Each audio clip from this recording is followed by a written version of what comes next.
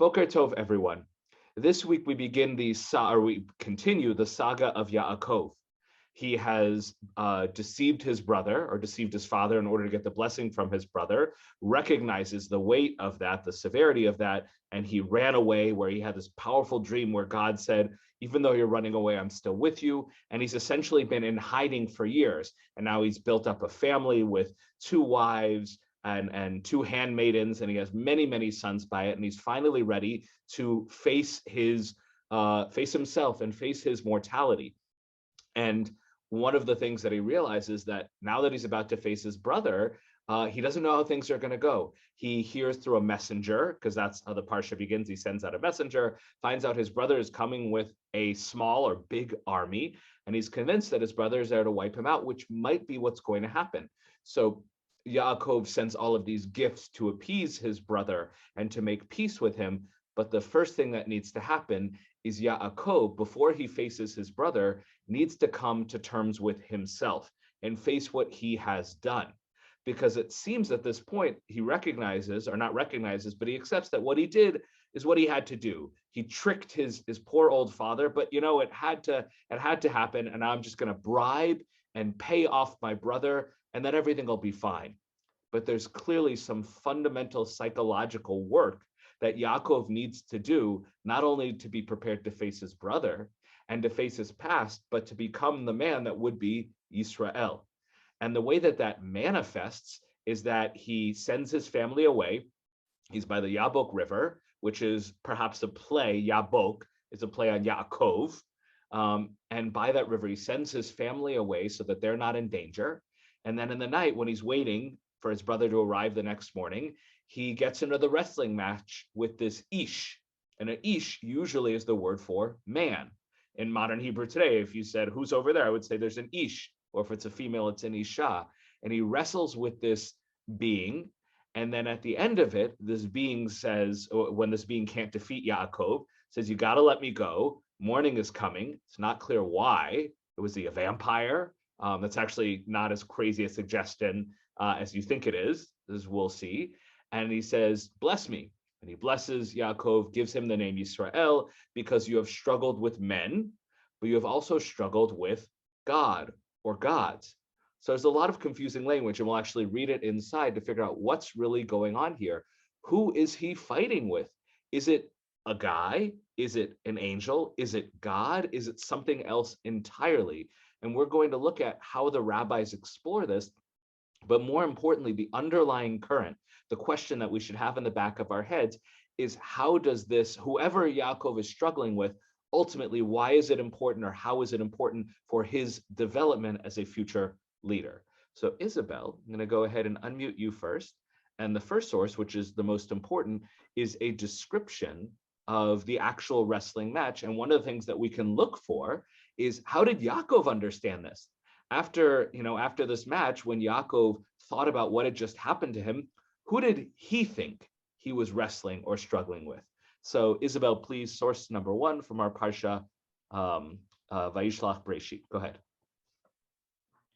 And he rose up that night and took his 2 wives and his 2 women servants and his 11 sons, and passed over the ford of Yabok. And he took them and sent them over the wadi, and sent over that which he had. And Yaakov was not left alone, and there wrestled a man with him until the breaking of the day.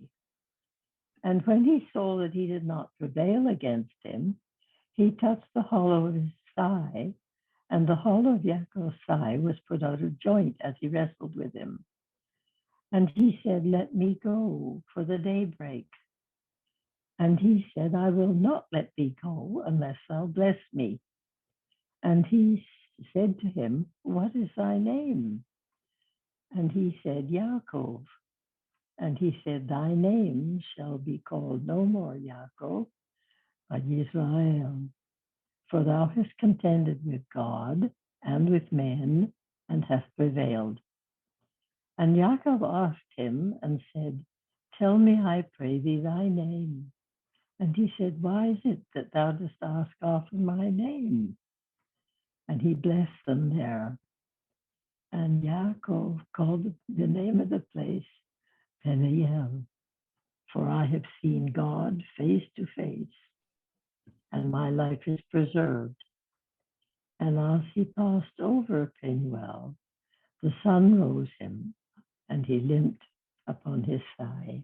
Excellent. There's so much here. It's interesting. We're going to look at the rabbinic commentaries. And one of the questions we can also ask ourselves is, what parts do the rabbis focus on and what parts do they kind of ignore or have to finesse to work with their understanding? But if we just look at the text here, there's a few peculiar things. The first moment that they start struggling in the Hebrew, let's see if I can highlight it. I had trouble doing that last time. But the Hebrew is Vayivater Yaakov levado. Yaakov, after he sent everyone away, and he was alone at nighttime. But then all of a sudden, without any kind of introduction, it says, Vayevek ish imo adalot shachar. And this man started to have the word Vayevek, they translate as struggle or wrestle, but the root of it is avak, which is like dust. So anyone who watches Westerns, I would translate this as they had a dust up, because they were wrestling and fighting around, they kicked the dust. So Yaakov, by the river Yaabok, had Vayevek. The letter in Vayevek is an aleph, not an ayin, so it's slightly different letters, but there's clearly some alliterative wordplay going on here. But this man appeared out of nowhere and they started wrestling. And then this being was not able, this Ish was not able to overcome Yaakov, and then he touched his thigh, which leads to the thing about we don't eat the thigh of any animal to this day.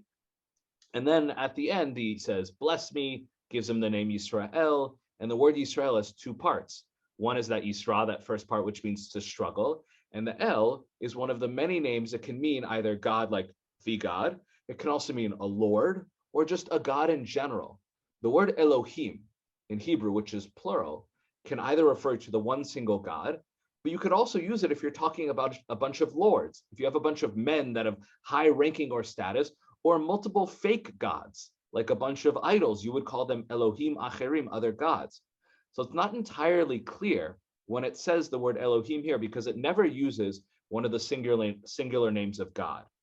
It just uses a word that has multiple meanings. It can either mean God, God, or it can mean divine beings in general, which again could be angels. It could also be humans. So there's a lot of vague, unclear language here. Regardless, at the end of all of this, whoever this being is, Yaakov says this place, God was clearly here. I faced God face to face, and I'll call it Peniel from the word Penei, face. And the word, and he says, Ki ra'iti Elohim, because I saw Elohim. And again, it's that plural word Elohim that could mean the one true God, but could also mean just divine beings in general. So is he saying, I literally wrestled with God, or I wrestled with a divine being? So there's a lot of mystery within his language here.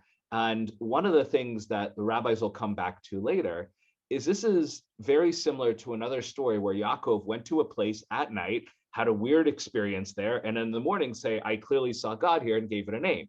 And that's the story of the sulam, the ladder or the ramp. But it clearly said there that Yaakov fell asleep. It clearly said he had a dream, clearly said he woke up, and then he said all this stuff. So we'll see rabbis suggest maybe this was a dream, but at the end, the last thing he does is he limps away. And it doesn't say that he ever fell asleep. So it seems pretty clear that from Yaakov's perspective, this all happened, and he saw some divine being. But now what we're going to look at is how the rabbis interpret and understand that. But before we go on, Jane, I will not only unmute you, but I'll leave you unmuted because you can read the next source or two. Okay. Go ahead, Jane, please. Is it just me, or do the rabbis ever comment on the fact that with all of these pronouns, he said, he saw, you get confused as to who they're talking about? And I lose track. Yeah. I lose track of whether it's the angel or what, or whoever, or whether it's Yaakov, and it's confusing. So it's interesting. There's definitely a lot of confusion about who this being is and who Yaakov actually struggled with. But I think that when looking at the Hebrew, the rabbis don't really have in the dialogue between the two beings, between Yaakov and this being, it's generally clear who's talking to who in the back and forth. Let me go, morning is coming, etc. Like that. But I validate that the takeaway is that this whole thing is very confusing. And if it was a dream, as someone will suggest later, it wouldn't make sense make more sense per se, but it would, because dreams can often be confusing about what's going on. But again, Yaakov's perspective as he limps away is that somebody was there and wrestled with him. But it's peculiar because it doesn't say that he saw someone coming and talked to him, nor does it talk about this being departing from there. The being just shows up and then disappears. So what is this being? And there have been many suggestions. So we'll actually start with Jane, the most popular one, and actually have you take these first two sources. They're so short. So the first source is actually right out of the Torah. It's from the prophet Hosea. And he's actually giving a little bit, I think this was from the Haftorah maybe a few weeks ago, and he's kind of giving a summary of Yaakov's life, and he's being a little bit critical, actually, and all of the times that Yaakov tried to deceive or to run away, and he's describing here when he tried to essentially replace his older brother, which, again, history seems to bear out that he should have done that, but the actual moment he recognized it was wrong, and he's dealing with that now. So go ahead, just that quick source number one.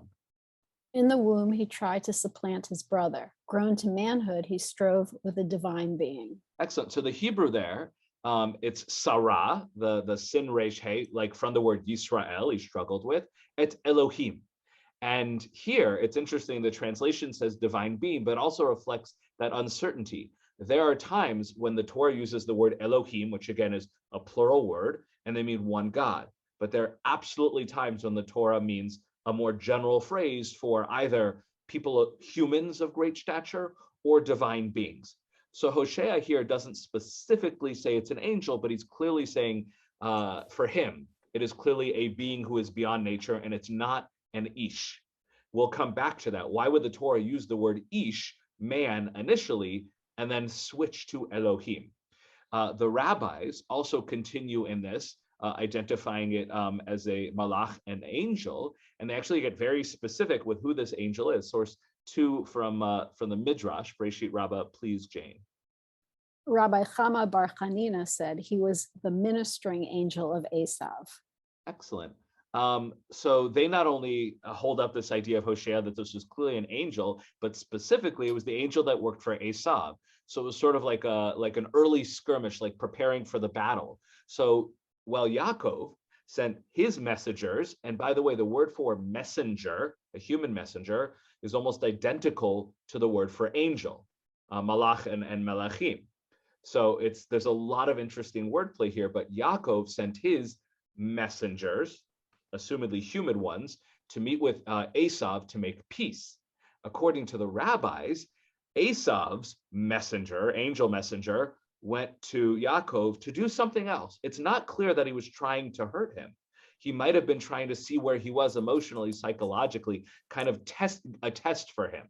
And it's very clear that this is another test for Yaakov, just as both of his fathers were tested. But this idea that this was some sort of supernatural being is, again, very popular and continues. But one of the things that is not the rabbis, but later scholars pick up on is this is clearly or seems to be a supernatural being. But it's not clear if it's an angel or not. And in fact, there is ample ancient evidence that there was, by the river Yabok, which is a real place, there was a river demon. And in those ancient days, because this is before Israel, this is before monotheism was spread over the world. And in fact, there are countries today where people worship river spirits and river demons, and maybe this was a river demon. And in fact, we know a little bit more about that river demon, which is that he cannot exist when the sun comes up. He has to return to where he's going, or he'll get destroyed, kind of vampiric. So Jane, you could just take that source number 3, because I think that's literally it. This is from an article from the Biblical Archaeological Society. So while it's an academic source, you know that they've done their research. So go ahead. Folklorists say the man was a night demon or river demon. So the more popular one I've heard, again, is we know that there was this belief in this river demon, and then others suggest maybe it was a night demon. But again, he's a supernatural being, but he's not a good guy. And this is really important. If he is an angel of God, or even an angel of Esav, then he clearly has a mission there, a reason to be struggling with Yaakov, either to challenge Yaakov or to help Yaakov deal with his inner struggles. but clearly an angel is there to help him in some way or challenge him. But a demon is just there to make his life difficult. So why, if it's a demon, which again, that's not the most popular view, but if it is a demon, why is he fighting with it? And at the end, why does he give him the name Yisrael? And do we identify demons as Elohim include demons? Now that idea that demons, these evil creatures and angels are completely separate and can never go together is not true. And it's actually explored in this next source, the Kli Yakar, 17th century, Prague. So it brings it full circle to what you were talking about, Isabel. So go ahead, Susan, source number 4. Okay. Most commentators agree that this angel was Samael, the guardian angel of Esau. Now he does two Most things here. He affirms the idea that it is indeed the guardian angel of Esau, but he also identifies the angel as Samael. Now, some of you may say, I don't know who Samael is, but Samael is pretty popular in popular culture because he's often associated with, Susan, do you know who he's often associated with? Superman. Not Superman. Big horns, red pitchfork, Satan. So if we go to the book of Job, in the beginning of the book of Iyov, there's this conversation with God and his angels, and the angels are created by God. They serve God. Everything they do is for the sake of God. But there's this one angel that says to God, God, the only reason Job loves you is because you make his life so easy. Make his life hard, and you'll see how much he really loves you. That angel is known as the Satan. Now in Hebrew, the word lehastin does not mean evil or devil or demon. That all came later with Christian sources. Satan literally means the opposer or the adversary, one who basically challenges you. So the job of the Satan is not this evil demon that's stealing souls so that they can burn in hell. We do not have that as part of our religion. The job of the Satan is to challenge people to basically he's a prosecutor. He's a prosecutor, a very aggressive one that says to God, look, he sinned, he should be punished for it. And then it's God's decision as the judge whether to punish or not. But the Satan's job is essentially to call us to task and make sure that we are responsible for our actions. So the Satan is not evil. The Satan works for God, but his methods are pretty aggressive. And there are some stories that Samael was an angel of destruction, but again, at God's command. But when God needs some dirty business being done, he sends Samael. So Esau, who is not inherently evil, he has a bone to pick with Yaakov, who deceived him. What better angel to kind of force the issue and force Yaakov to take responsibility for doing something wrong than Samael? If you want Yaakov to recognize that he messed up big, you send the prosecutor. So there's a lot of different things that kind of come together in the Kli Yakar's commentary, but they're all kind of consistent, which is that this divine being was sent to force Yaakov to face his sins, to face them and to recognize their consequences for his actions. And that's the job of Samael, who is often associated with Satan. So we have a few other sources here, but that kind of captures the traditional view of this as a divine being. Pretty much the vast majority of commentaries agree that it's some kind of angel. And then some of them say it's specifically the angel of Esau that happens to be Samael, who's out there to basically bring strict justice. No mercy, no mercy. So any questions up until now? Okay, I stand corrected. It's not Superman, it's Batman. Really? I didn't know. I mean, but that is kind of the comic book character of Batman is strict justice. He's not about mercy. He's about breaking arms when people deserve it. And this divine being doesn't go to Yaakov and talk to him. This divine being, tries to beat him up. It just so happens that Yaakov is a good wrestler, when captain of his wrestling team. Now, Susan, I'll leave you unmuted because it was such a short source. One final question here. Now we're back 13th century France is, if this is indeed an angel, which pretty much everyone agrees on, why is it called an Ish? Why does the Torah even bother using the word Ish? Why does Yaakov start wrestling and think he's with an Ish if it turns out to be a divine being? And Radak has a beautiful answer. Go ahead, Susan. Source number 5. Okay. Ish. the same type of ish as in Joshua 5:13, i.e. an angel. This was the angel Gabriel, described as ish par excellence in Daniel 9:21. The reason why these angels are called ish is because they appear to the people to whom they converse in human guise.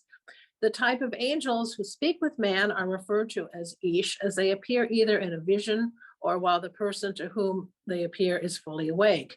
God has sent this angel to Yaakov to strengthen his courage not to fear Esau. If Yaakov could prevail over an angel, surely he had no reason to be afraid of an encounter with someone like Esau. The fact that the struggle lasted until daybreak was an allusion to Yaakov that after a period of night, i.e. problems, adversity, there would come a period of light, peace, and prosperity coupled with security. Thank you. There's actually a lot of beautiful things that Radak does here. The first, just the question, why Ish? And the answer is because the story that the Torah is telling it from the perspective of Yaakov. And it needs Yaakov to have that. Yaakov, it's all about the realizations. He needs to discover things on his own. He needs to fall asleep in that field, have the dream, and then recognize that God was with him. God couldn't just tell him the way that God spoke to Abraham. Yaakov needs to have internal development on his own to become the man he needed to be. So from his perspective, it was a dude. Some guy just showed up and started wrestling and attacking him. And in his head, he might have thought, oh, this must be someone who works for Esav, which obviously the rabbi suggests, but in a more spiritual way. But he thinks it must be a scout from Esav, and he's trying to kill me in the night. And then it turns out he realizes this is no man. This is a divine being. And he has that moment of growth and realization, which again is very consistent with Yaakov's psychology and how he grows. The other thing they do here, Radak does here, is he doesn't identify the angel with Esav. He says that it was God who sent this angel to help prepare Yaakov, which is an idea that we do see come up again, that whatever this being is, it is there for a constructive purpose. That's why a lot of people don't really go with the demon idea. And the last thing here is continuing that idea, is that the reason why it's so important about leaving by daybreak is the idea that he's saying whatever problems you had of the night, these fears that you had, let them go. You need to let them go. You need to move on and recognize there's a light at the end of the tunnel. So Radak does not only some very clever interpretive work here about Ish, but he also brings in a beautiful drash and some lovely ideas here. So any questions? Yeah, go ahead, Susan. Yeah, I always understood this as an angel sent by God, and I never really could figure out why God would do something so nasty to somebody. But if if God was there to protect him from the angel, that's an intriguing new way for me to look at it, I guess. Well, there's I don't remember who the rabbi is, but there is a commentary that does a play on here. I'll scroll up because when Yaakov is remembering the event, he says, I struggle. I'm just looking for it here. Vayikra Yaakov Shema Makom Priel. No, Yisrael. Kisarita im Elohim ve'im anashim. That he struggled with God and with men, and he was able to overcome them. One way to interpret that is he struggled against God and against people. But another way to interpret it is that im in the Hebrew means with. So he struggled with God, i.e. God was on his side, working with him to fight against beings. And that would include Lavan and Esav, et cetera, like that. But you also said something interesting, Susan, is that why would God do something so nasty? And there's an assumption there that this was an attack, as opposed to the way the Radak understands it, which is God is, Yaakov was not in any real danger here. Yes, he was injured, but that might have been part of his processes for him to recognize his vulnerability. But God sent this being to challenge him, to force him to face his own internal demons, which we'll actually come back to in the last section. But this divine being does not want to see Yaakov fail. It wants him to overcome. It wants him to earn his new name, to face his weaknesses and his vulnerability. How he does it is through a physical fight, but that might just be because that's how Yaakov deals with it. That's how men deal with things. They need to, punch it out sometimes before they can have an emotional moment of growth. But even though all of these things are slightly different, they all kind of circle around the same thing, which this being was there because Yaakov needed to deal with something, and he did. And that actually leads to what we'll see in the last section, two sources. The first one is Rambam in his Guide for the Perplexed, his Moreh Nevuchim. And what he does here, interestingly, is he consistently says that all of these visions, all other than Moshe, who actually talked to God face to face, or the closest that a human can get to that, every other divine encounter was a dream. Now, sometimes it's explicit when it says that Yaakov had the dream and he saw the ladder, the ramp, or whatever.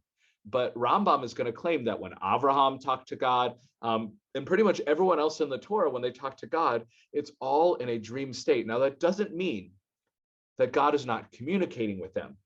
But what he does say is there's no physical thing happening here. Now, of course, Rambam has to contend with the fact that Yaakov limped away.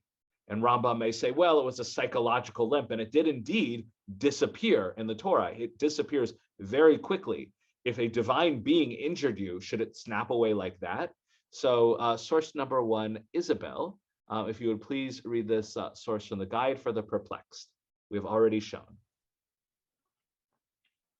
We have already shown that the appearance or speech of an angel mentioned in Scripture took place in a vision or dream.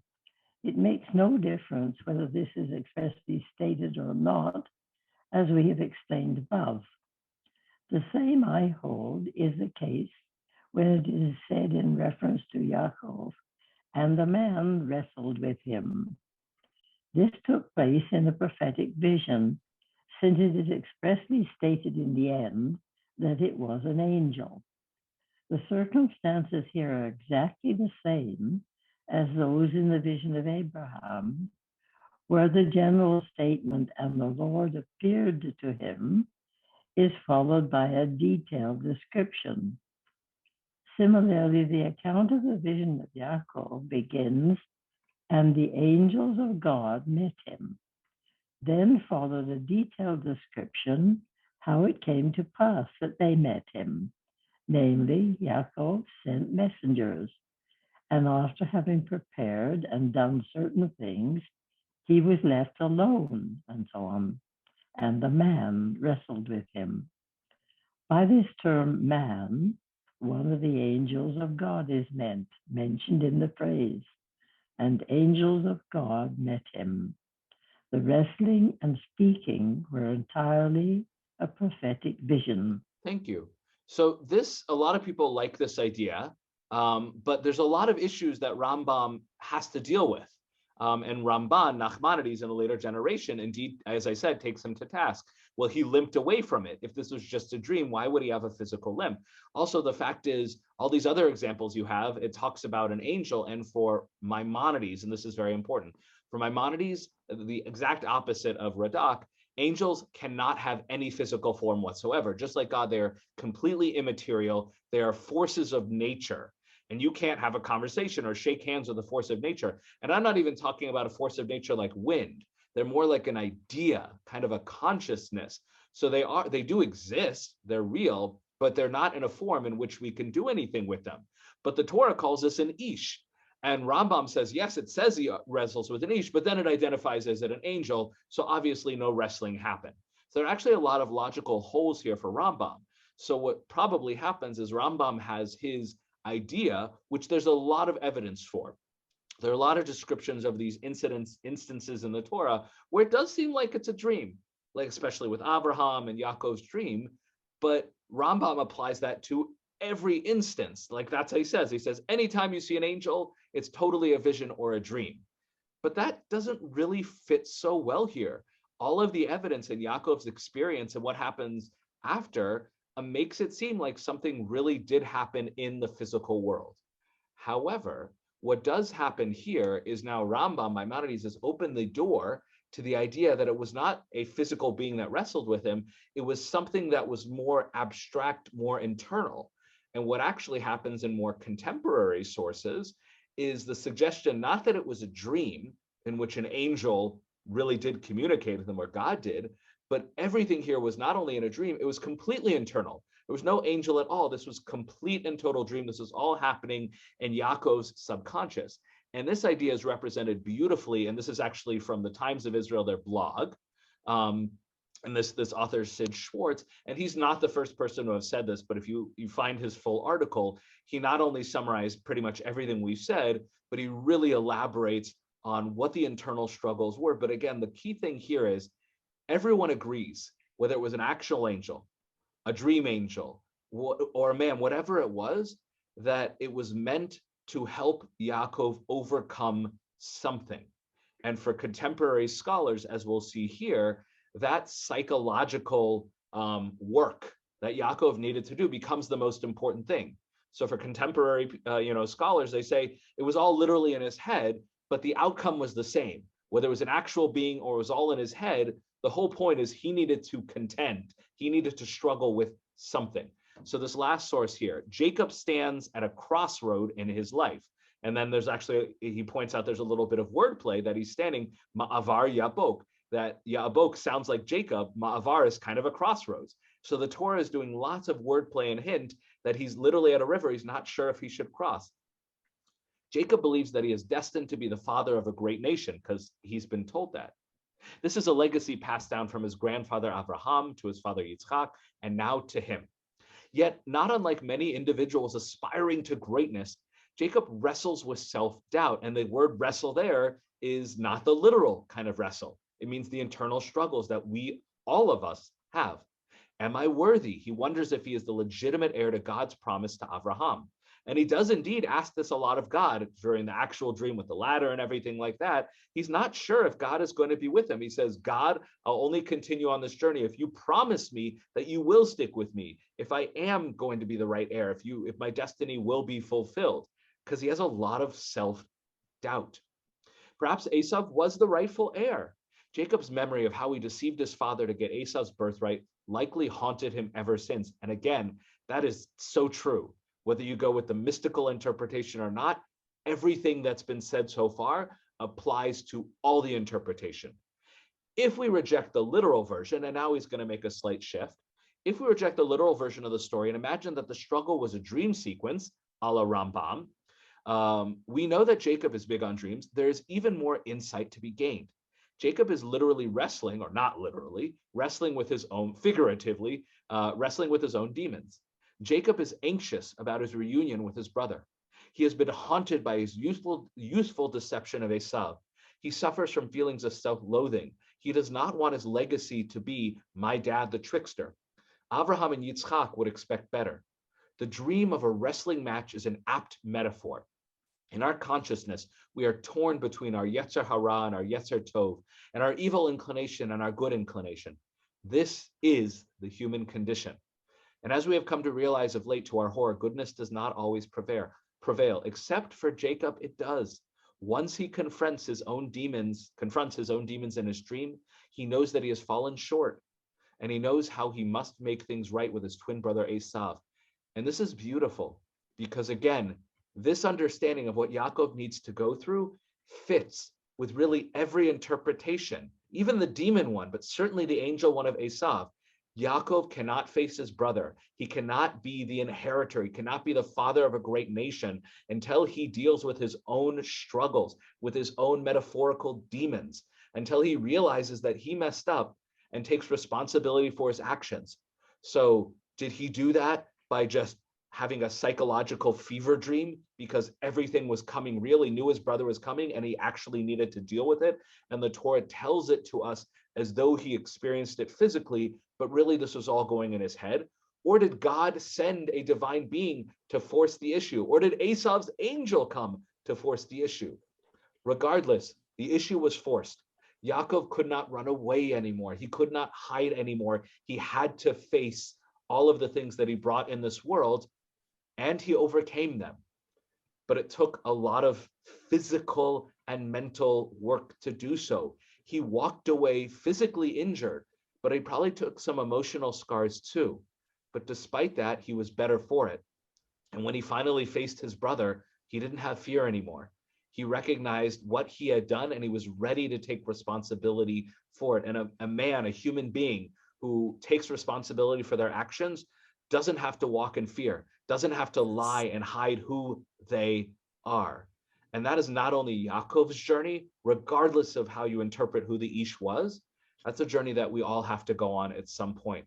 We all need to face our demons, and it's often incredibly challenging. And sometimes we might walk away from it with a scar, with some kind of emotional or physical injury, but it might be worth it, because we're not going to become the people we need to be unless we face those demons. And whether someone we know and love forces the issue or it comes internally, we all have to face that at some point in our lives.